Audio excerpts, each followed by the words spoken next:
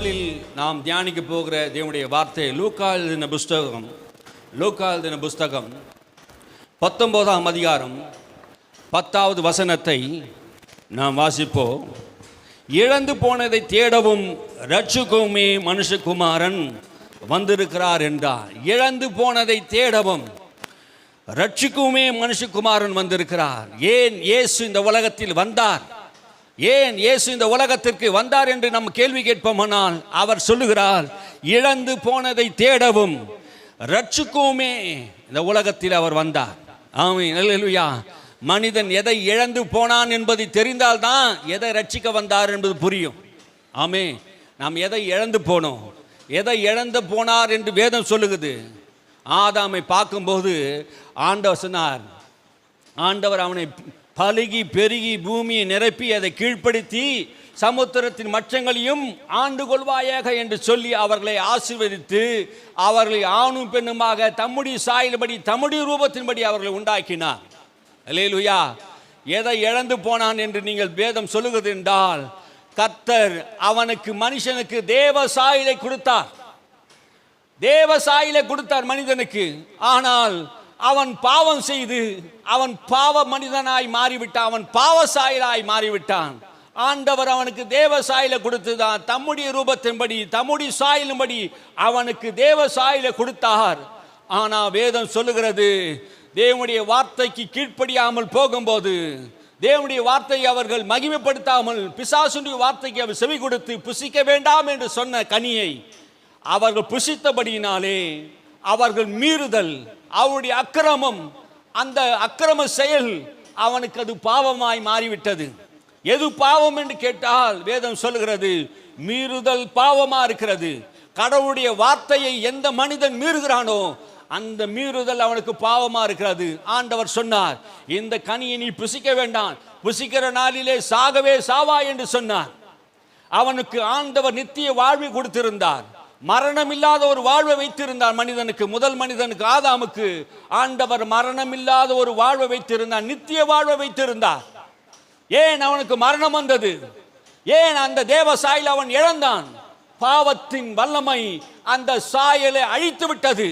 தேவ சாயலாய் இருந்த அந்த மனிதன் இப்போது பாவம் செய்ததினாலே அந்த பாவ சாயலை மனிதன் பெற்றுக்கொண்டான். அந்த பாவ சாயல் அவன் வாழ்க்கையை அழித்து விட்டது.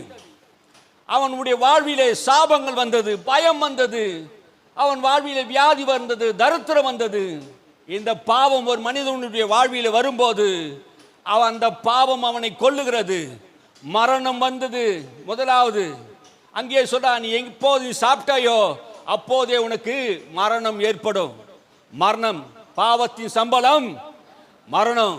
ஆதாம் எதை சம்பாதித்து வைத்தான்? முதலாவது ஆதாம், தேவன் உண்டாக்கின ஆதாம், தேவ சாயல்படி படைக்கப்பட்ட ஆதாம் நமக்கு சம்பாதித்து வைத்தது என்ன என்றால் மரணத்தை சம்பாதித்து வைத்தான். பாவம் செய்து பாவத்துக்கு கொடுக்கப்பட்ட கூலிதான் மரணம். அந்த மரணம் நம்முடைய வாழ்வில் இல்லாமல் ஆண்டவர் வைத்தார். ஆனால் இந்த ஆதாம் பாவம் செய்து இந்த மரணத்தை நமக்குள்ளே உண்டாக்கி விட்டான். பாவம் செய்கிற ஆத்மா சாகும் என்று சொல்லுகிறதே, அந்த பாவம் செய்த அந்த ஆத்மா அன்னைக்கே தேவனை விட்டு பிரிவு உண்டாயினது. தேவனோடு கூட உறவில் இருந்தான், தேவனோடு கூட சம்பாஷணம் பண்ணி கொண்டிருந்தான், கடவுளை முகமுகமாய் பார்த்து தரிசித்து கொண்டிருந்தான், அவரோடு கூட பேசி மகிழ்ந்து கொண்டிருந்தான் ஏதேன் தோட்டத்திலே. அந்த தோட்டத்திலே கடவுளோடு கூட இருந்த அவனுடைய வாழ்வு அவன் பாவம் செய்தபடினாலே வேதம் சொல்லுகிறது, ஏசாயா புஸ்தகத்திலே, நம்முடைய பாவமே, நம்முடைய அக்கிரமமே, நம்முடைய பாவங்களே, நம்முடைய அக்கிரமமே தேவனுக்கு நமக்கும் பகையை உண்டாக்குறது, தடுசுவரை உண்டாக்குறது.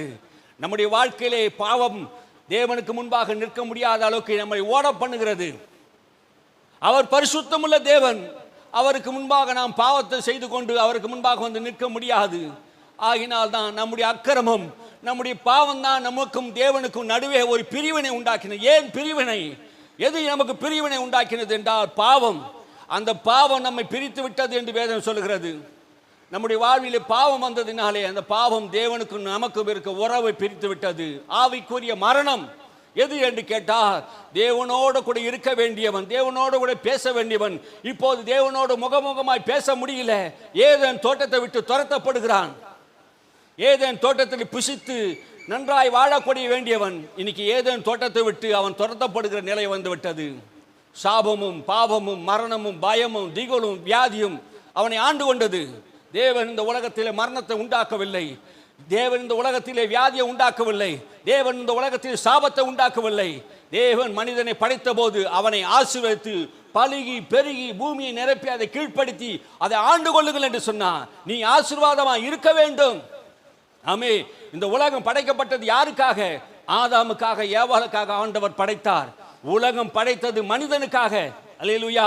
தேவன் உண்டாக்கினது எல்லாம், கர்த்தர் நமக்கு உண்டாக்கினது எல்லாம் மனுஷனுக்காக. சூரியன், சந்திரன், நட்சத்திரங்கள் எல்லாம் உண்டாக்கப்பட்டது மனிதனுக்காக. இவ்வளவு பெரிய பூமி கர்த்தர் உண்டாக்கி இருக்கிறார், அது மனிதனுக்காக. அல்லேலூயா. யாருக்காக படைத்தார்? படைத்ததெல்லாம் படைத்தார். அது யாருக்காக படைத்தார்? மனிதனுக்காக படைத்தார். ஆதாமுக்காக படைத்தார். அது நமக்காக கொடுத்தார். உலகம் பிறந்தது நமக்காகவே. ஆமென். அல்லேலூயா. இந்த உலகத்தை சிருஷ்டித்தவர் கர்த்தர். அல்லேலூயா. உண்டாக்கினவர் கர்த்தர். தமது மகிமையின் வார்த்தையினால் உண்டாக்கி இருக்கிறார். மனிதனுக்கு இதை கொடுத்தார். இவனோ பாவம் செய்து அக்கிரமத்தை செய்து தன் வாழ்வை கெடுத்து போட்டான். வேதம் சொல்லுகிறது, பாவம் செய்கிற ஆத்துமா சாகும். அவன் புசித்த நாளிலே அன்னைக்கே தேவனோடு கூட ஆவிக்குரிய மரணம் அவனுக்கு வந்தது. அவன் 930 வருஷத்துக்கு அப்புறம் அவன் சரீர மரணம் அவனுக்குள்ள வந்தது. அவன் மரித்து போய்விட்டான். அவன் நீடித்த நாட்களாய் வாழ வேண்டும் என்று தேவன் விரும்பினார். அவனுக்குள்ளே மரண சாயல் வந்தது. இந்த மரணத்தை உண்டாக்கினது யார்? வேதம் சொல்லுகிறது, பிசாசானவன் மரணத்தின் அதிகாரியா இருக்கிறான். அவன் தான் இந்த உலகத்திலே மரணத்தை கொண்டு வந்தான். அல்லேலூயா. தேவன் மரணம் இல்லாத உலகத்தை தேவன் வைத்திருந்தார். சாபம் இல்லாத உலகத்தை தேவன் வைத்திருந்தார். இந்த மரணத்தையும் சாபத்தையும் பிசாசானவன் பாவத்தின் மூலமாய் இந்த உலகத்திலே விதைத்து விட்டான். பாவம் செய்கிறவன் ஒவ்வொருவரும் ஒவ்வொரு நாளும் அழிந்து ஓடுகிறான். சரீரத்திலும் ஆத்துமாவிலும் ஆவியிலும் அவன் ஒவ்வொரு நாளும் அழிவை பார்க்கிறான். வியாதி வருகிறது, பாவத்தினால் வியாதி வருகிறது. அவன் பாவத்தினால் அவன் ஒவ்வொரு நாளும் கஷ்டப்படுகிறான், துன்பத்தை அனுபவிக்கிறான். ஏன் அவன் கண்ணீர் வருது? ஏன் துன்பம் வருது? ஏன் கொலைகாரனா மாறுறான்? அந்த பாவத்தின் வல்லமை, ஆதாம் செய்த அந்த பாவத்தின் வல்லமையினாலே அவன் ஒவ்வொரு நாளும் அழிக்கப்பட்டு கொண்டு இருக்கிறான். அதனால தான் அவனுக்குள்ள பாவம் வந்தது. பாவத்தினால தான் மரணம் இந்த உலகத்தில் பிரவேசித்தது. அல்லேலூயா. இழந்து போனதை தேடவும் ரட்சிக்குமே இயேசு கிறிஸ்து இந்த உலகத்திலே வந்தார். அல்லேலூயா. எதை இழந்தான் என்று கேட்டால் வேதம் சொல்லுகிறது, அவன் ஆளுகையை இழந்தான். ஆமென். அவன் ஆசீர்வாதத்தை இழந்தான். தேவனோடு கூட இருக்கிற உறவை இழந்தான். அவன் கர்த்தருடைய கொடுத்து படைக்கப்பட்ட படைப்பின் மேல் இருந்த ஆளுகையை இழந்து விட்டான். தேவ சாயலை இழந்து விட்டான். தேவனோடு கூட உறவை இழந்து விட்டான். தேவ சமூகத்தை இழந்து விட்டான். தேவனையே இழந்து விட்டான். இழந்து போய்விட்டான். எல்லாவற்றையும் இழந்து போயிட்டான். மரணமில்லாத ஒரு வாழ்வை அவன் பெற்று கொண்டிருந்த போது, நித்திய ஜீவனை பெற்று வாழ்ந்து கொண்டிருக்கும் போது அவனுக்குள்ளே மரணம் பிரவேசித்து விட்டது. ஆகினால் தான் அந்த ஏதேன் தோட்டத்திலே அவன் பாவத்தோடு அந்த பழத்தை புசிக்க கூடாது என்று சொல்லி தேவனை என்ன பண்றாரு? நன்மையும் தீமையும் அறியத்தக்க கனியை அவன் புசித்ததினாலே அவன் பாவம் செய்தான். ஜீவ விருட்சத்தை அந்த பாவத்தோடு மறுபடியும் போய் ஏதேன் தோட்டத்தில் போய் என்ன பண்ணக்கூடாது? பறித்து புசித்து சாப்பிடக்கூடாது. என்றென்றைக்கும் இவன் உயிரோடு கூட இராதபடிக்கு நாம் செய்வோம் என்று சொல்லி அவன் பாவத்தோடு புசிக்க கூடாது. அப்படி அந்த ஜீவ விருட்சத்தின் கனியை அவன் புசித்து இருந்தான்னா அவன் பாவத்தோடு கூடவே இருப்பான். அவன் சாகாமலே இருப்பான். அதை தேவன் விரும்பல. பாவத்தை வெறுக்கிறார், பாவியை சிநேகிக்கிறார். அல்லேலூயா. பாவத்தை வெறுக்கிறார், பாவ மனுஷனை சிநேகிக்கிறார். எந்த மனுஷனை அவர் வெறுக்கிறது இல்லை. பாவ மனிதனுக்கு இயல்பான ஒரு வாழ்க்கையாக மாறிவிட்டது. ஆனால் பாவியான மனுஷனை ரட்சிக்கவே இயேசு இந்த உலகத்தில் வந்தார். அல்லேலூயா. பாவிகளை ரட்சிக்கவே கிறிஸ்து இயேசு இந்த உலகத்தில் வந்தார். எதற்காக இயேசு வந்தார்? பாவத்தில் இருக்கிற மனுஷர்களை ரட்சிக்கும்படியாக, அவனை மீட்கும்படியாக, அவன் பாவ வாழ்க்கையை மாற்றும்படியாகவே இயேசு வந்தார். ஏன் இந்த உலகத்தில் மனிதன் கெட்டு போயிருக்கிறான் என்றால் அந்த குமாரனாகி இயேசுவை அவர் உள்ளத்தில் ஏற்றுக்கொள்ளாததினால்தான் இன்னைக்கு பாவத்திலே சாபத்திலே வாழ்ந்து கொண்டு இருக்கிறான். ஏன் குடிக்கிறான்? ஏன் வேசித்தனம் பண்றான்? ஏன் கொலை செய்கிறான்? ஏன் பொய்யை பேசுறான்? ஏன் ஒருத்தனுக்கு ஒருத்தன் தீமை செய்கிறான், கலகம் மூட்டுறான்? காரணம் என்ன? தீமை. அந்த பாவமான அழிக்கிறது. அந்த பாவம் அவனை கொன்று கொண்டு இருக்கிறது. அந்த பாவத்தின் வல்லமை தான் இன்னைக்கு உலகத்தில் பிரவேசித்து இருக்கிறதுனாலே இன்னைக்கு பகையோடு, விரோதத்தோடு, சண்டையோடு, கோபத்தோடு மனைவி பிள்ளைகளிடத்திலே, பிள்ளை மனைவியிடத்திலே, கணவன் புருஷனிடத்திலே இன்னைக்கு கோபத்தோடு சண்டை எடுக்கிறான், வாக்குவாதம் பண்றான், பிரிவினை வருகிறது, டைவர்ஸ் போறான், பெத்த பிள்ளைகளை கூட பார்க்காம பிரிஞ்சு போகிறான். பாவத்தின் வல்லமை. பெற்ற தாயை சொத்துக்காக கொல்றான், தாயை கொல்றான், பிள்ளையை கொல்றான், அப்பாவை கொல்றான், அப்பாவை அடிச்சு கொல்றான். இன்னைக்கு நம்ம எவ்வளவு சேனல்ல பார்க்கிறோம். அநியாயம் பண்றான். இன்னைக்கு ரோட்ல போற பொண்ணுங்க தனியா போக முடியல. பாவத்தின் வல்லமை எப்படி கிரியை செய்து பாருங்க. அவன் துணிகரமா போய் அந்த செயினை அறுக்கிறான். கழுத்தை அறுத்தாலும் பரவாயில்ல, எனக்கு அந்த செயின் வேணும், பணம் வேணும். பண ஆசைக்காரனாக, தீமை செய்கிறவனாக, கொல்லுகிறவனாக, அழிக்கிறவனாக, நாசப்படுத்துகிறவனாக நல்ல மனிதனாக தேவன் உண்டாக்கினார். இந்த நல்ல மனிதனை பிசாசானவன் பாவ மனிதனாய் மாற்றி அவனுக்குள்ளே பாவ செயலை செய்கிறான். துணிகரமான காரியங்களை செய்கிறான். கொலை செய்ய அளவுக்கு போகிறான், அக்கிரமம் செய்கிறான், கொள்ளையடிக்கிறான், பூட்டின வீட்டை போய் கொள்ளையடிக்கிறான், நடந்து போனா சங்கிலி பறிச்சுட்டு போறான். இப்படியாப்பட்ட பாவத்தை அவன் துணிகரமாக செய்யறான்னா அவனுக்குள்ள இருக்க பிசாசு, அந்த பிசாசின் வல்லமை அவனை அழிக்கிறது. அவன் தேவனுடைய பிள்ளையாக வாழ முடியலங்க. பாவம் என்ன செய்யுது? பாவம் அவனை அழிச்சு கொண்டே இருக்குது. தேவ சாயல்படி உண்டாக்கப்பட்ட மனுஷன் இப்ப பாவ சாயா மாறி முழுக்க முழுக்க பிசாசாவே மாறிட்டான். எங்கயா பிசாசு கேட்டா, எங்கயா பிசாசு? மனிதனுக்குள்ளதான் பிசாசு இருக்கிறான். யார் பிசாசு? எவன் பகைக்கிறானோ, எவன் கொலை செய்யறானோ, எவன் திருடுறானோ, எவன் குடிக்கிறானோ, எவன் விபச்சாரம் பண்றானோ அவனுக்குள்ள பிசாசு தான் கிரியை செய்யுது. வேதம் தான் சொல்லுது பாருங்க. வியாதியா இருக்கிறான், பிசாசு இருக்குது. பாவம் செய்ய வைக்கிறான் பிசாசு. அவன் ஆதி முதல் கொண்டு பொய்காரனும் பொய்யை பேசுகிறவனா இருக்கிறான். பிசாசு மனிதனுடைய வாழ்வு வந்தபோது, பாவம் வந்தபோது அவன் அழிக்கிறது. அவன் வாழ்வே நாசமாய் போகிறது. பாவத்தின் சம்பளம் மரணம். தேவ சாயலாய் இருந்தவன் இப்ப பாவ சாயலாய் மாறி தேவ சாயல் அற்றவனாய் போய்விட்டான். இந்த தேவ சாயலை பெறுவதற்காக தான் இயேசு மறுபடியும் இந்த உலகத்தில் வந்தார்.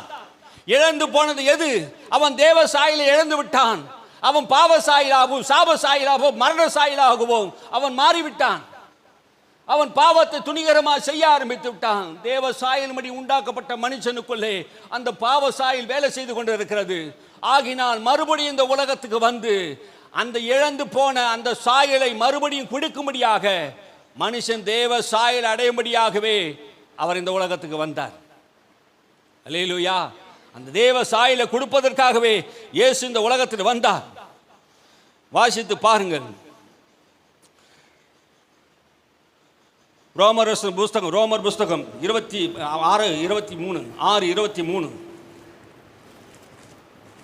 புஸ்தகம் 6:23. பாவத்தின் சம்பளம் மரணம், தேவனுடைய கிருபை வரமோ நம்முடைய கர்த்தராகிய இயேசு கிறிஸ்துவினால் உண்டான நித்திய ஜீவன். அல்லேலூயா. வேதம் சொல்லுகிறது பாவத்தின் சம்பளம் மரணம். பாவம் செய்த போது அவனுக்கு கிடைத்த சம்பளம் என்ன? ஒரு வேலை செய்தால் அவனுக்கு கூலி கொடுக்குறாங்க. அந்த கூலி என்ன? பாவம் செய்தவனுக்கு கூலி என்ன? வேதம் சொல்லுகிறது மரணம். மரணம் அவனுக்கு கூலியாக கொடுக்கப்பட்டது. ஆதாமுக்கு மரணத்தை ஆண்டவர் கூலியாக கொடுத்து விட்டார். பாவம் செய்கிற ஆத்மா சாகுது.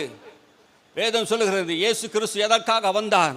அந்த வசனத்தில் சொல்லுது தேவனுடைய கிருபை வரமோ, கிறிஸ்துவுடைய கிருபை வரமோ நம்முடைய கர்த்தராகிய இயேசு கிறிஸ்துவினாலே உண்டான நித்திய ஜீவன். அல்லேலூயா. பாவம் மரணத்தை கொண்டு வந்தது. நம்முடைய கர்த்தராகிய இயேசு கிறிஸ்துவுடைய கிருபை நமக்கு நித்திய ஜீவனை கொடுக்கிறது. அல்லேலூயா. இழந்து போன அந்த ஜீவனை மறுபடியும் பெற்றுக்கொள்வதற்கு இயேசு கிறிஸ்துவை விசுவாசிக்கும் போது அந்த நித்திய ஜீவன் உண்டாகிறது. அல்லேலூயா. அதான் சொல்றாரு, நித்திய ஜீவனை கொடுக்கும்படி அவர் வந்தார். இந்த உலகத்தில் ஏன் அவர் வந்தார்?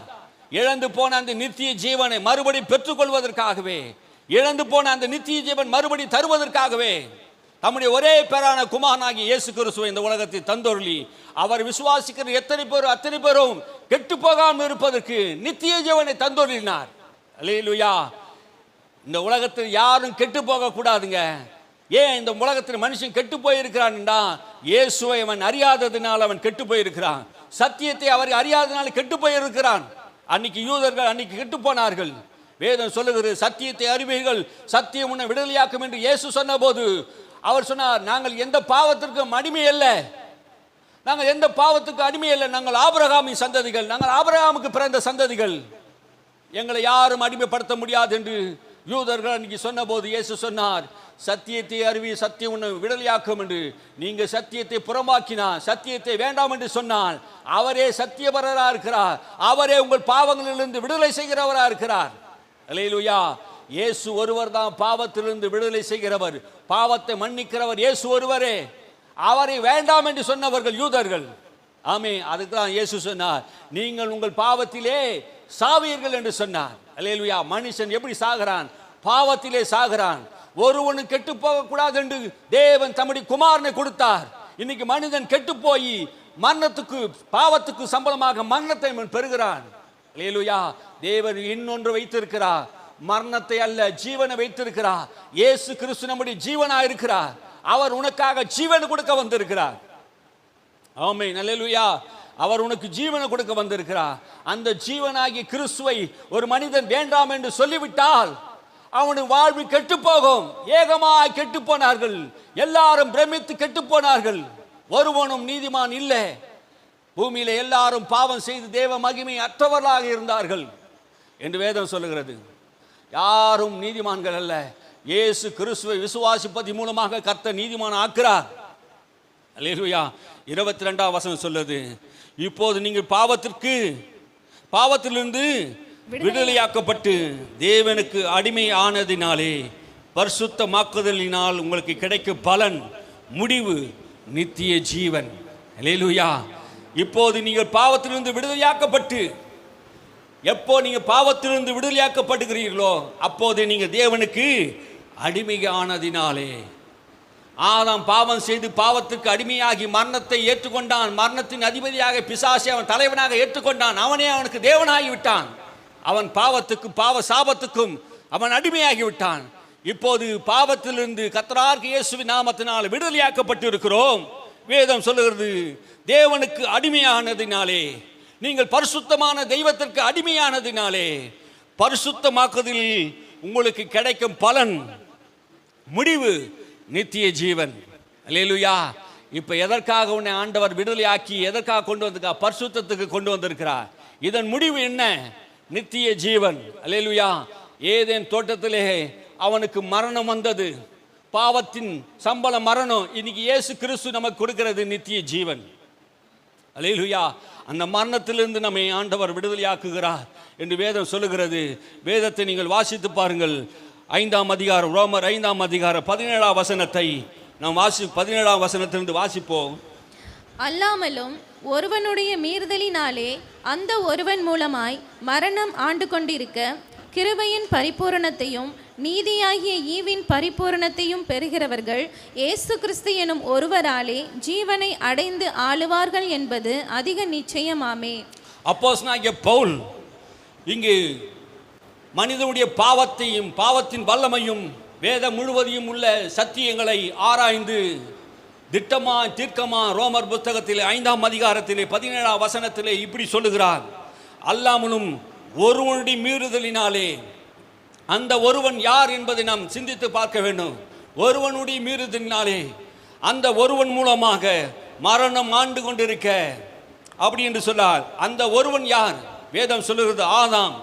ஆதாம் என்கிற அந்த ஒருவனாலே உலகத்திலே அந்த ஒருவன் மூலமாக மரணம் ஆண்டு கொண்டது. பாவத்தின் சம்பளம் மரணம். இந்த உலகத்திலே ஆதாம் பிறந்த நாள் முதல் இயேசு கல்வாரி சிலுவையிலே மரிக்கிற நாள் வரை மரணம் அவர்களை ஆண்டு கொண்டு வந்தது. ஆமென். ஒருவன் மூலமாய் உலகத்திலே மரணம் உலகத்திலே பிரவேசித்தது.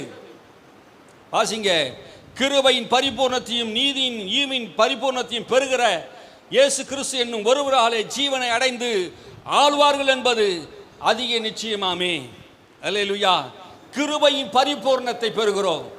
தகுதி இல்லாத நமக்குடைய வாழ்விலே இந்த கிருபையை நாம் பெறும்போது கிருபை நம்மை வாழ வைக்கிறது, கிருபை நம்மை நீதியாக்குகிறது, கிருபை நம்மை பரிசுத்தப்படுத்துகிறது. அந்த கிருபை கிறிஸ்து இயேசு மூலமாக நமக்கு கொடுக்கப்படுகிறது. அல்லேலூயா. இந்த கிருபையை பற்றி தான் ஆண்டவர் சொல்றார், கிருபை பெறுகிறவர்கள் கிறிஸ்து இயேசு என்னும் ஒருவராலே ஜீவனை அடைந்து, அந்த ஒருவனாலே இந்த உலகத்தில் மரணம் பிரவேசித்தது உண்மை என்றால், அந்த பாவத்தின் வல்லமை, அந்த பாவத்தின் அதிகாரம் உலகத்திலே மரணத்தை கொண்டு வரும் என்றால், கிருபையானது இந்த உலகத்திலே இயேசு மூலமாக கொடுக்கப்பட்டது ஜீவனை உண்டாக்க என்பது அதிக நிச்சயமா இருக்கிறது. அல்லேலூயா, அல்லேலூயா. பாவத்தின் வல்லமையே ஒரு மனிதனை அழிக்கும் என்றார், ஜீவனின் வல்லமை ஒரு மனிதனை ஜீவன் பெற செய்கிறது. கிறிஸ்து என்கிற ஒருவராலே ஜீவனை அடைந்து ஆளுவார்கள். அல்லேலூயா. எதை இழந்தான் மனிதன்? எதை இழந்தான்? ஆளுகை இழந்தான். வேதம் சொல்லுது, அவ சமுத்திரத்தையும் பூமி மச்சத்தையும் ஆகாயத்து பறவைகளையும் பூமியையும் வானத்தில் இருக்க எல்லாவற்றையும் ஆளுகை செய்யும்படியாக அவனுக்கு அதிகாரம் கொடுத்தார். அல்லேலூயா. அவன் ஆளுகை இழந்தான். எதற்காக இயேசு வந்தார்? தேவ சாயலை கொடுக்க வந்தார். மரணத்தை போக்கி ஜீவனை கொடுக்க வந்தார். இயேசு எதற்காக வந்தார்? ஆளுகை தர வந்தார். அல்லேலூயா. இழந்து போன ஆளுகையை எதையெல்லாம் மனுஷன் இழந்து போனானோ அதை திரும்பவும் ஆண்டவர் அவனுக்கு கொடுக்கிறார். ஆகையால் ஒரே மிருதினாலே எல்லா மனுஷருக்கும் ஆக்கினி ஏதுவான தீர்ப்பு உண்டானது போல, வாசிங்க, ஒரே நீதியினாலே எல்லா மனுஷருக்கும் ஜீவனை அளிக்கும் நீதிக்கு ஏதுவான தீர்ப்பு உண்டாயிற்று. முதல்ல வாசிங்க. ஆகையால் ஒரே மீறுதலினாலே எல்லா மனுஷருக்கும் ஆக்கினைக்கு ஏதுவான தீர்ப்பு உண்டானது போல, ஒரே நீதியினாலே எல்லா மனுஷருக்கும் ஜீவனை அளிக்கும் நீதிக்கு ஏதுவான தீர்ப்பு உண்டாயிற்று. ஒரு மனுஷனாலே, ஒரே ஒரு மனிதனாலே, ஆதாமனாலே இந்த உலகம் நியாய தீர்ப்புக்கு தண்டனைக்குரியதாக மாறிவிட்டது. ஒரு மனிதனாலே இந்த உலகம் நியாய தீர்ப்பு அடைந்து விட்டது. அந்த ஒரு மனிதன் மூலமாக பிறந்த ஒவ்வொரு மனிதனுக்குள்ளும் பாவமானது வாசம் செய்கிறது. பாவத்தின் வித்து ஆதாமுக்குள் இருந்தபடினாலே அவனால் பிறந்த எல்லாருக்குள்ளும் அந்த பாவத்தின் வல்லமை ஆண்டு கொண்டிருந்தது. அவன் ஒருவன் மூலமாக நியாய தீர்ப்பு இந்த உலகத்திலே ஆக்கினி தீர்ப்பு உண்டானது. நியாய தீர்ப்பு தண்டனை அவனுக்கு உண்டானது. அதை தான் இங்கே சொல்றாரு. ஒரு மனிதன் மூலமாக இந்த உலகத்துக்கு நியாய தீர்ப்பு உண்டான் என்றால் ஒரே நீதினாலே கல்வாரி சிலுவையிலே இயேசுவை அவர் பலியாகி மாற்றி அவரை ஜீவனை கொடுக்க வைத்து அந்த நீதினாலே எல்லாருக்கும் நீதியை உண்டாக்கினார். அல்லேலூயா.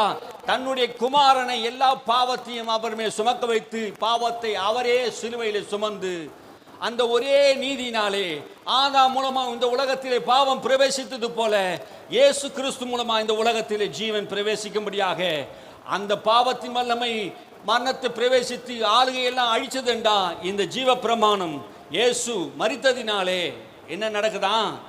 நியாய தீர்ப்புக்கு நம்ம என்ன பண்றாரு? விடுதலையாக்கிட்டார். ஆமே.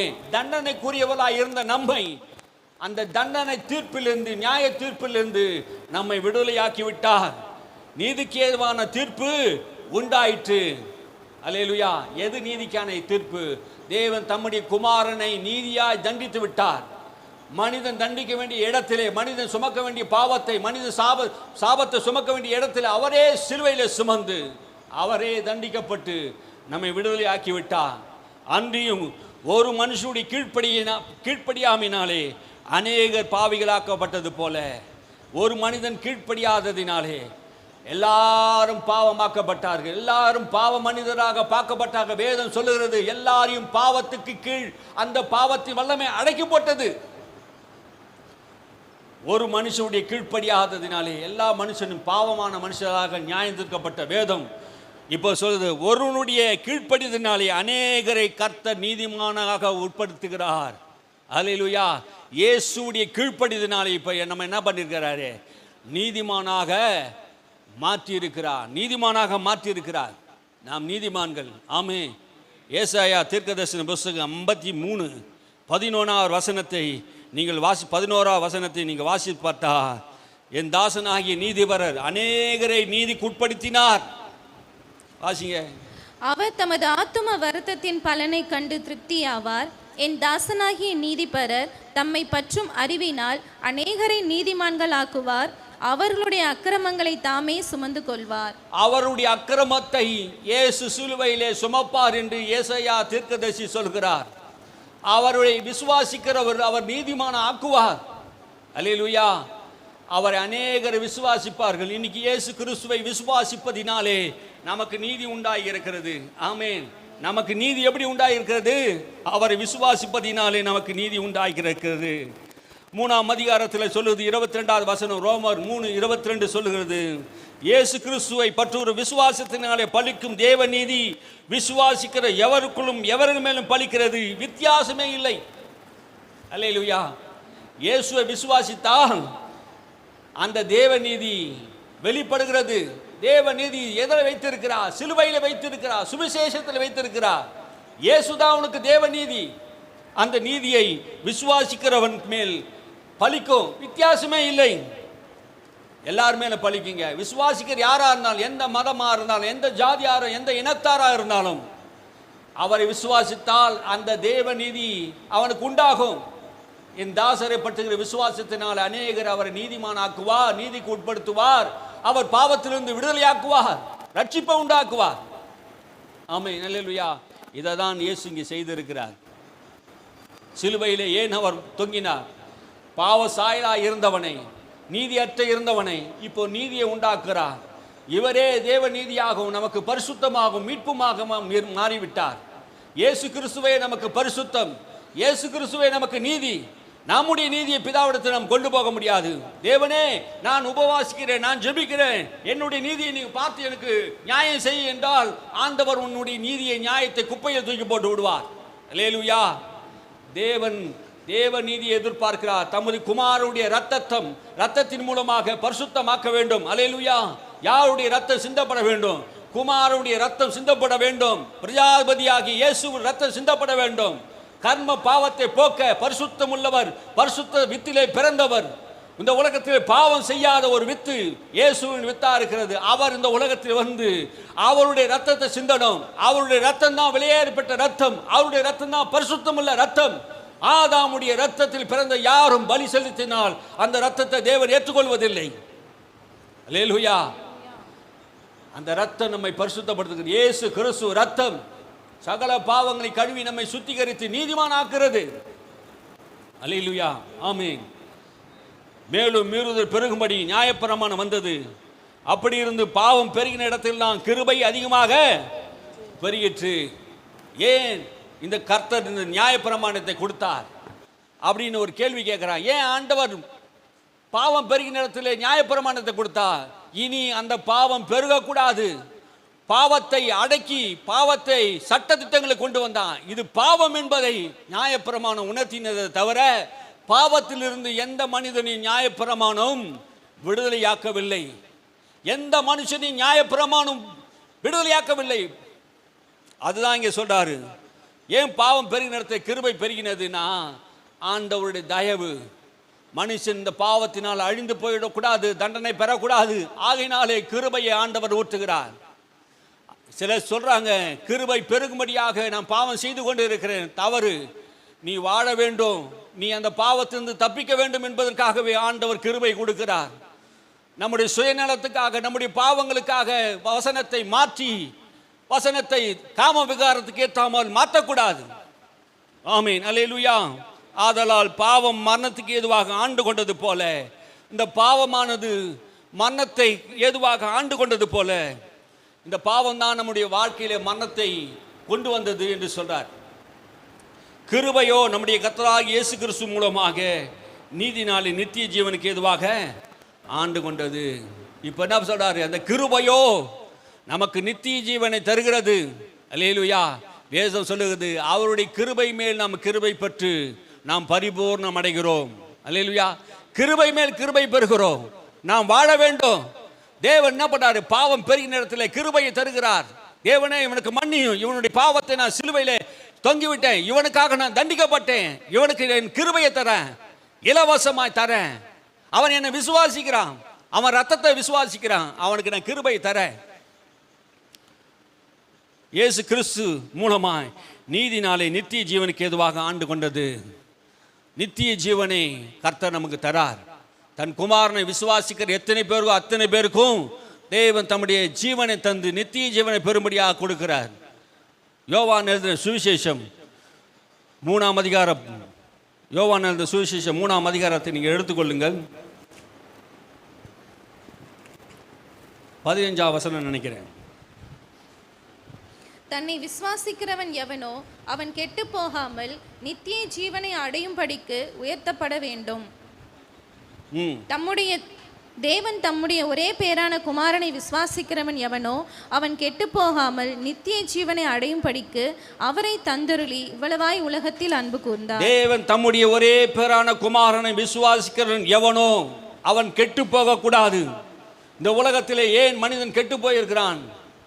இயேசுவை அவன் விசுவாசிக்காதனால் கெட்டு போயிருக்கிறான். வேதம் சொல்லுகிறது, அவரை விசுவாசிக்கிறவனுக்கு நித்திய ஜீவனை தருவேன். ஆதாம் அந்த நித்திய ஜீவனை இழந்து போயிட்டான். இழந்து போனதை திரும்ப இயேசுவை விசுவாசிப்பது மூலமாய் பிதாவாகிய தேவன் தம்முடைய குமாரனை அனுப்பினார்.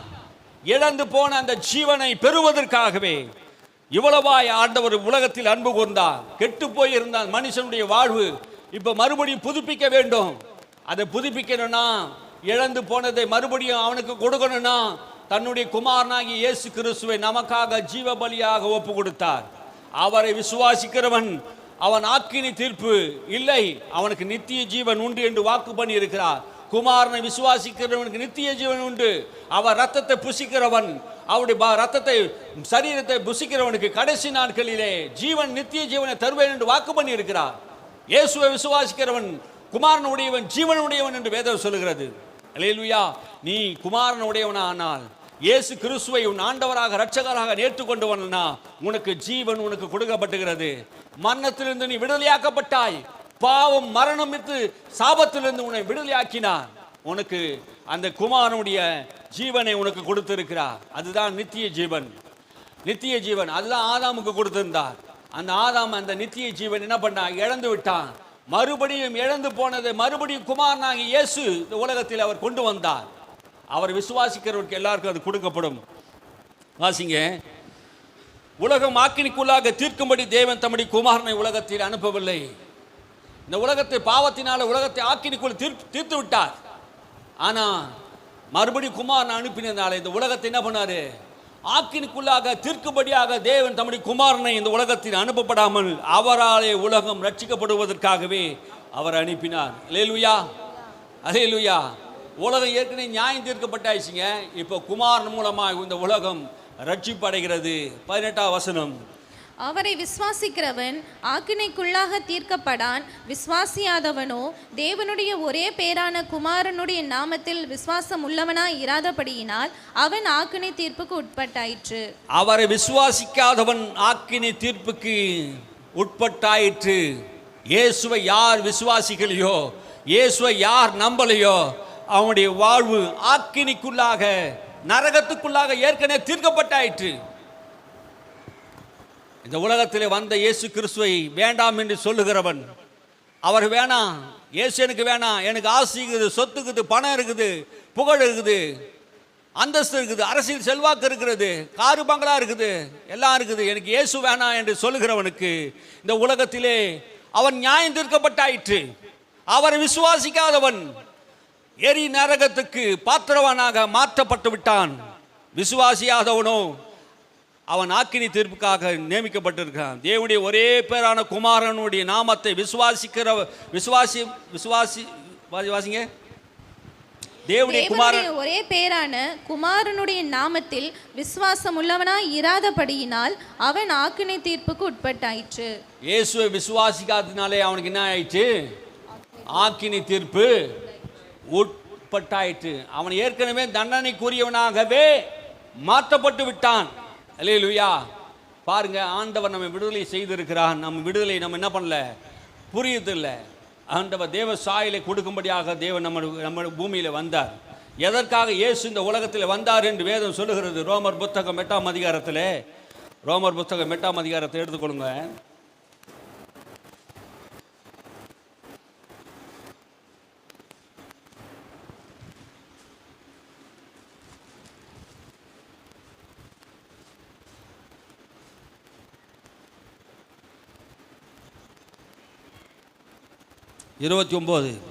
ரோமர் புஸ்தகம் 8:29. தம்முடைய குமாரன் அநேக சகோதரருக்குள்ளே முதற் பேரானவராய் இருக்கும் பொருட்டு தேவன் எவர்களை முன்னறிந்தாரோ அவர்களை தமது குமாரனுடைய சாயலுக்கு ஒப்பாய் இருப்பதற்கு முன்குறித்திருக்கிறார். அல்லேலூயா. தம்முடைய குமாரன் அநேக சகோதரருக்கு முதற் பேராய் இருக்கும் பொருட்டு தேவன் எவர்களை முன்குறித்தாரோ, தேவன் எவர்களை முன்குறித்தாரோ அவர்களை தம்முடைய குமாரனுடைய சாயலுக்கு ஒப்பாக இருக்கும்படி முன்குறித்திருக்கிறார். அல்லேலூயா. இந்த வசனம் என்ன சொல்லுது? கர்த்தர் நம்ம எல்லாம் முன்குறித்திருக்கிறாராம். என்ன செய்ய வராரு? எதற்காக இந்த ஆண்டவர் நமக்கு, இந்த இயேசு நமக்காக கொடுக்கப்பட்டார்? குமாரனுடைய சாயலை மறுபடியும் உண்டாக்குவதற்காக. அல்லேலூயா. தேவ சாயலை இழந்து போன மனிதன் தன்னுடைய குமாரனுடைய சாயலை மறுபடியும் நீ பெற்றுக்கொள்ள வேண்டும். அல்லேலூயா. அந்த குமாரனுடைய சாயலை நீ பெற வேண்டும் என்றால் இயேசுவை நாம் விசுவாசிக்க வேண்டும். அல்லேலூயா. கிறிஸ்து உனக்குள்ளே பிறக்க வேண்டும். அவர் பிறந்தால்தான், ஒருவன் கிறிஸ்துக்குள் இருந்தால்தான் அவன் புதிய சிருஷ்டியா இருக்கிறான். இல்லைன்னா அவன் பழைய சிருஷ்டியா இருக்கிறான். ஒருவன் கிறிஸ்துக்குள் இருக்கும்போது தான் அவன் புதிய மனிதனா மாறுறான். பழையவனை ஒழிந்து போகும். ஆதாம் உள்ள வாழ்வில் இருந்த பாவம் சாபம் எல்லாம் ஒழியும். பிந்தின ஆதாமாகி இயேசு கிறிஸ்துவை ஏற்றுக்கொண்டதினாலே நம்முடைய வாழ்க்கையை புதிய மனிதனாக நாம் தரிப்பிக்கப்படுகிறோம். இல்லையா? நம் மனம் புதிதாக்கப்படுகிறோம். எதற்காக தேவன் நம்மை அழைத்தார் என்றால் குமாரனுடைய சாயலுக்கு ஒப்பாக மாறும்படியாக நம்ம அழைத்திருக்கிறார். ஆமென். குமாரனுடைய சாயல் கர்த்தர் நம்மை, குமாரனுடைய சாயலை கர்த்தர் நமக்கு கொடுத்திருக்கிறார். எப்படி கொடுத்திருக்கிறார்? வாசிங்க. எவர்களை முன்குறித்தாரோ, எவர்களை அழைத்திருக்கிறாரோ, எவர்களை அழைத்தாரோ, எவர்களை நீதிமானாக்கினாரோ, எவர்களை நீதிமானாக்கினாரோ அவர்களே மகிமைப்படுத்தி இருக்கிறார். வாசிங்க மறுபடியும் இன்னொரு வாட்டி. எவர்களை முன்குறித்தாரோ அவர்களை அழைத்தும் இருக்கிறார், எவர்களை அழைத்தாரோ அவர்களை நீதிமான்களாக்கியும் இருக்கிறார், எவர்களை நீதிமான்களாக்கினாரோ அவர்களை மகிமைப்படுத்தியும் இருக்கிறார். ஆமே. உங்களை ஆண்டவர் அழைத்து இருக்கிறார், உங்களை நீதிமானாக்கி இருக்கிறார். நீதிமானாக்கினது மட்டுமல்ல, உங்களை மகிமைப்படுத்தவும் போகிறார். ஆமே. அல்லேலூயா. நம்ம அழைத்தவர் நம்ம என்ன பண்றாரு? முதலாவது நீதிமானாக்குகிறார். முதல் சொல்றாரு, எவர்களை முன்குறித்தாரோ அவர்களை அழைத்தார். கர்த்தர் நம்ம என்ன பண்ணியிருக்காரு? அழைத்து இருக்கிறார். நம்ம எல்லாம் கர்த்தருக்குள்ளே கிறிஸ்துக்குள்ளே வரும்படியாக விசுவாசத்தை கொடுத்து நாம் விசுவாசத்தினாலே தேவனுடைய பிள்ளைகளாகும்படி நம்ம அழைத்திருக்கிறார். அந்த விசுவாசத்துக்கு கீழ்ப்படிந்ததினாலே அவர் விசுவாசிக்கிற அத்தனை பேர்களும் தேவனுடைய பிள்ளைகளாக மாறிவிட்டோம். அழைத்தவர் மாத்திரமல்ல, நம்மை நீதிமானாக்குகிறார். நீதிமானாக்கினது மட்டுமல்ல, நம்மை மகிமைப்படுத்தியும் இருக்கிறார் என்று வேதம் சொல்லுகிறது. அல்லேலூயா. குமாரனுடைய சாயலை கர்த்தர் நமக்கு கொடுத்திருக்கிறார் என்று வேதம் சொல்லுகிறது. யோவான் எழுதின சுவிசேஷத்தில் 1 யோவான் நினைக்கிறேன், 1 யோவான் 3:2 வசனத்தை வாசிப்போம். பிரியமானவர்களே, இப்பொழுது தேவனுடைய பிள்ளைகளாய் இருக்கிறோம், இனி எவ்விதமாய் இருப்போம் என்று இன்னும் வெளிப்படவில்லை. ஆகிலும் அவர் வெளிப்படும் போது அவர் இருக்கிற வண்ணமாகவே நாம் அவரை தரிசிப்பதினால் அவருக்கு ஒப்பாய் இருப்போம் என்று அறிந்திருக்கிறோம். அல்லேலூயா. இது வேதம். யோவான் இந்த அன்பு சீசன் சொல்லுகிறது என்ன? பிரியமானவர்களே, இப்போது நாம் தேவனுடைய பிள்ளைகளாக இருக்கிறோம். அழைத்தவர்கள் எப்படி இருக்காங்க? அழைக்கப்பட்டவர் எப்படி இருக்காங்க? இப்போது நாம் தேவனுடைய பிள்ளைகளாக இருக்கிறோம். ஆமே. விசுவாசிக்கிற அத்தனை பேரும் தேவனுடைய பிள்ளைகள். இப்போது தேவனுடைய பிள்ளையா இருக்கிறோம். இனி எவ்விதமாக இருப்போம் என்று இன்னும் எனக்கே தெரியல என்றார் யோவான் சொல்றார். இன்னும் இப்போ இனிமேல் எப்படி இருப்போம் என்பது எனக்கு தெரியல. ஆகிலும் ஆனால் அவர் வெளிப்படும் போது அவர் இருக்கிற வண்ணமாகவே நாம் அவரை தரிசிப்போம். அவர் இருக்கிற வண்ணமாகவே, குமாரன் இருக்கிற வண்ணமாகவே, குமாரனுடைய சாயலை போலவே நாம் அவரை முகமுகமாக தரிசிப்போம். ஆமென். அல்லேலூயா. கர்த்தர் அந்த சாயலை தரார். குமாரனை விசுவாசிப்பதினாலே நாம் அவரை மரித்தோரிலிருந்து எழுந்து போனால், பரலோகத்தில் அவர் போய் பார்க்க போனால், நாம் அந்த போய் பார்த்தா எப்படி இருப்போமா? அவருடைய சாயலில் இருப்போம். ஆமென். அவருடைய சாயலை கர்த்தர் நமக்கு தராரு. இழந்து போனதை மீட்கவும் ரட்சிக்கவுமே வந்தார். அல்லேலூயா. எதை இழந்து போயிருந்தோம்? தேவ சாயலை இழந்து போயிருந்தோம். பாவ சாயலாய் மாறி இருந்தோம். கர்த்தர் மறுபடியும் அந்த தேவ சாயலை கொடுத்து, அந்த குமாரனுடைய சாயலை கொடுத்து, நாம் அவர் இருக்கிற வண்ணமாகவே, அன்னைக்கு ஆதாம் அவரை தரிசித்த போது அவர் இருக்கிற வண்ணமாகவே அவன் தரிசித்தான். ஆதாம் தேவ சாயலின்படி, தேவ ரூபத்தின்படியே படைக்கப்பட்டான். தேவனை சந்தித்தான். ஆண்டவர் மறுபடியும் அந்த சாயலை கொடுத்து நாம் அவர் இருக்கிற வண்ணமாகவே அவர் முகமுகமாய் சந்திக்கிற நாள். அல்லேலூயா. அப்படியாப்பட்ட நாளை கர்த்தர் நமக்கு தருகிறார். அவருக்கு ஒப்பா இருப்போம், அவரை போலவே இருப்போம். இல்லையா? எவ்வளோ பெரிய பாக்கியம் கர்த்தர் கொடுத்திருக்கிறார். இழந்து போனதை தேடவும் ரட்சிக்குமே இயேசு இந்த உலகத்தில் வந்தார். அந்த சாயலை மறுபடியும் அடையணும். இந்த வசனத்தை வைத்து நிறைய விஷயங்களை பேசலாம். ஆனால் சங்கீதக்காரன் சொல்கிறான், தாவீது சொல்கிறார், பழைய ஏற்பாட்டில் வாழ்ந்த 800 ஆண்டுகளுக்கு முன்பாக வாழ்ந்த சங்கீதக்காரன் தாவீது சங்கீதம் 17:15 சொல்கிறார். தாவீது சொல்கிறதுண்டா, நானோ உம்முடைய நீதினாலே உம்முடைய முகத்தை தரிசிப்பேன், நான் விழித்து கொள்ளும் போது உமது சாயலில் திருப்தியாவேன். அல்லேலூயா. என்ன சொல்ல வரார் தாவீது? நானோ உம்முடைய நீதினாலே உம்மை தரிசிப்பேன். யாருடைய நீதினாலே? கர்த்தருடைய நீதினாலே நான் உம்மை தரிசிப்பேன். கர்த்தருடைய முகத்தை நான் பார்க்குவதற்கு ஒரு தரிசனம் என்பதற்கு தேவனுடைய நீதி எனக்கு வேணும். அந்த நீதி, குமாரனுடைய நீதி நமக்கு உண்டாக்கி இருக்கிறார். நான் விழிக்கும் போது என்ன சொல்றாரு? நான் மரித்து விடுவேன், ஆனால் நான் விழிக்கும் போது அவருடைய சாயலில் நான் திருப்தியாவேன். அல்லேலூயா. அந்த குமாரனுடைய சாயலிலே நான் திருப்தியாவேன் என்று ஆண்டவர் நமக்கு சொல்றார். அல்லேலூயா. இந்த சாயலை ஆண்டவர் எப்படி தரார்?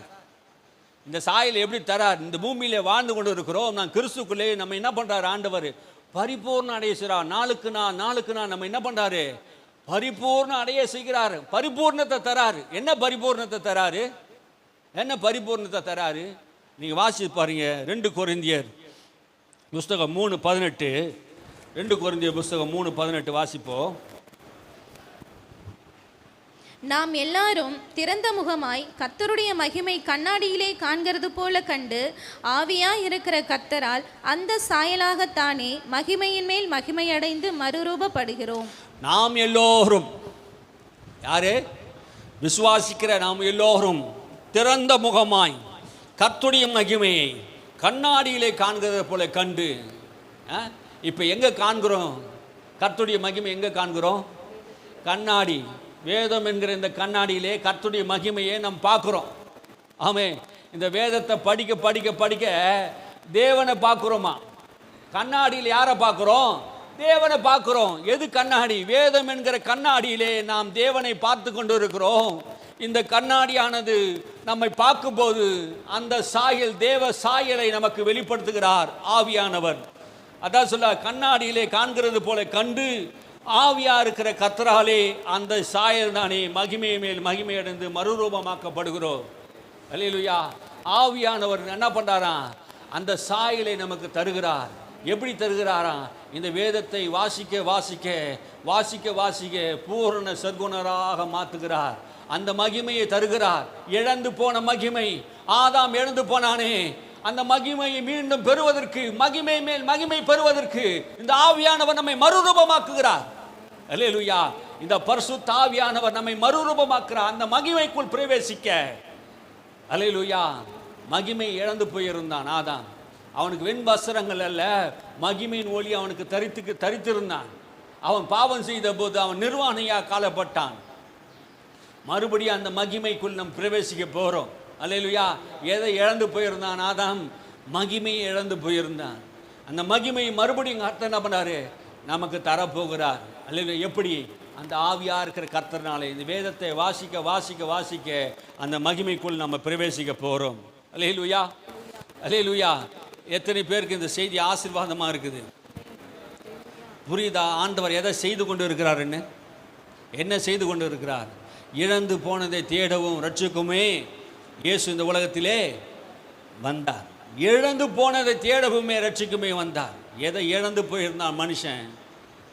எதை இழந்து போயிருந்தான்? தேவ சாயலை இழந்து போயிருந்தான், மகிமை இழந்து போயிருந்தான், ஜீவனை இழந்து போயிருந்தான். பாவத்தின் சம்பளத்தினாலே அவன் மரணத்தை அவன் பெற்றுக்கொண்டிருந்தான். சாபம், தரித்திரம், நோய், வியாதி இந்த உலகத்தில் அவன் பிரவேசித்தது. அவன் வாழ்க்கையை அழித்து போட்டது. மறுபடியும் ஆண்டவர் இந்த உலகத்தில் வந்து அவனை ஆசீர்வதிப்பதற்காக சிலுவையில் அவரே சாபமாகி, நியாயப்பிரமாணத்தின் சாபத்தெல்லாம் இயேசு கிறிஸ்து சிலுவையிலே, கலாத்தியர் 3:13 சொல்லுது, மரத்தில் தூக்கப்பட்டவன் எவனோ அவன் சபிக்கப்பட்டவன் என்று எழுதியிருக்கிறபடி கிறிஸ்து நமக்காக சாபமாகி நியாயப்பிரமாணத்தின் சாபத்திலிருந்து நாங்கள் நீங்களாக்கி மீட்டுக்கொண்டார் என்று வேதம் சொல்லுகிறதே. எல்லா சாபத்தையும் அவர் மேல் ஏற்றுக்கொண்டு நம்மை ஆசீர்வதிப்பதற்கே அவர் இந்த உலகத்திலே வந்தார். அல்லேலூயா. நம்ம இழந்து போனது எல்லாம் இந்த இயேசு மூலமாக நாம் பெற்றிருக்கிறோம். மகிமையை பெற்றிருக்கிறோம், தேவ சாயலை பெற்றிருக்கிறோம். பாவத்தின் சம்பளம் மரணம், ஆனால் கிறிஸ்து இயேசு கிருபையினாலே நித்திய ஜீவன், அவர் விசுவாசிப்பதினாலே நித்திய ஜீவன், சாபத்திலிருந்து பாவத்திலிருந்து விடுதலை, எல்லாவற்றையும் இழந்து போன எல்லாவற்றையும் மறுபடியும் பரிசுத்தமாக்கப்படுகிறோம், மறுபடியும் மகிமை அடைகிறோம், மறுபடியும் அந்த தரிசனத்தை நான் காணும்படியாக ஆதாம் இழந்து போன தேவ தரிசனத்தை, தேவனை முகமுகமாக தரிசித்தானே அந்த தரிசனத்தை மறுபடியும் பெற்றுக்கொண்டு அவனை முகமுகமாய் நாம் தரிசிக்க போகிறோம். இப்போது எப்படி இருக்கிறோம்? பிள்ளைகளாக இருக்கிறோம். இனி எப்படி இருப்போம்னு தெரியல. ஆனால் நாம் உயிரோடு கூட எழுந்திருக்கும் போது அவர் இருக்கிற வண்ணமாகவே நாம் அவரை தரிசிக்க போகிறோம். ஆமென். சங்கீதக்காரன் தாவீது சொல்கிறான், நான் அவர் முகமுகமாக நான் பார்ப்பேன். ஆமென். அல்லேலூயா. முகமுகமாக நாம் பார்க்குற ஒரு நாள் வருது, கர்த்தரை தரிசிக்கிற நாள் வருது. அவருடைய குமாரனுடைய சாயலை கர்த்தர் நமக்கு கொடுத்துருக்கிறார். இப்போ மறுரூபமாகி கொண்டே இருக்கிறோம். இந்த வேத வசனத்தை படிக்க படிக்க படிக்க உனக்குள்ள மறுரூபத்தை ஆண்டவர் தந்து கொண்டே இருக்கிறார். நீ மறுரூபமாக மாக்கப்படுற. இழந்து போனது எல்லாம் இந்த பூமியிலே நாம் மறுபடியும் பெறுவதற்கு தேவ கிருபை நமக்கு கொடுக்கப்பட்டு இருக்கிறது. ஆகினாலே இயேசு கிறிஸ்துவை நாம் விசுவாசிப்பதன் மூலமாக இழந்து போனதை எல்லாவற்றையும் திரும்ப நமக்கு அவர் தருகிறார். அல்லேலூயா. எல்லாரும் எழுந்திருப்போம், கர்த்தரை ஸ்தோத்திரிப்போம்.